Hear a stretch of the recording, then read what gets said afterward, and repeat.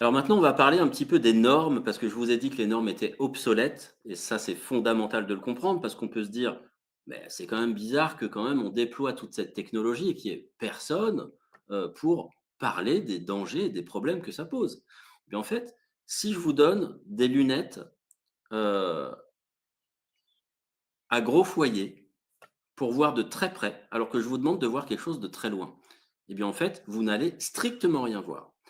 Des normes inadéquates ne vous permettent pas de constater un problème. Ça fait même justement l'inverse, ça le noie, ça le dilue de façon à dire, bah, il y a des normes, c'est encadré. Sauf que ces normes étant inadéquates, eh bien, en fait, le problème n'est pas vu et on va dire que ça crée une pseudo-rassurance.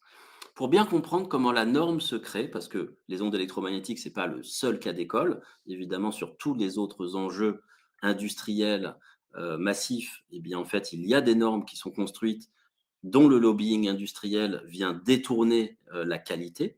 Donc là, on va voir le cas d'école des ondes électromagnétiques. En 1998, il y a un organisme qui s'appelle l'ICNIRP, qu'on ne peut pas totalement qualifier d'indépendant, qui développe des recommandations. Ces recommandations sont adoptées en 1999 par le Conseil de l'Europe. Entre guillemets, faute de mieux, en fait, les grandes organisations supranationales vont s'emparer de ce travail et vont se dire, voilà, on va utiliser ce référentiel pour la protection du public, donc en Europe en 1999, et ensuite le droit européen est décliné dans le droit français en 2002 avec la limite d'exposition du public par le décret du 3 mai 2002.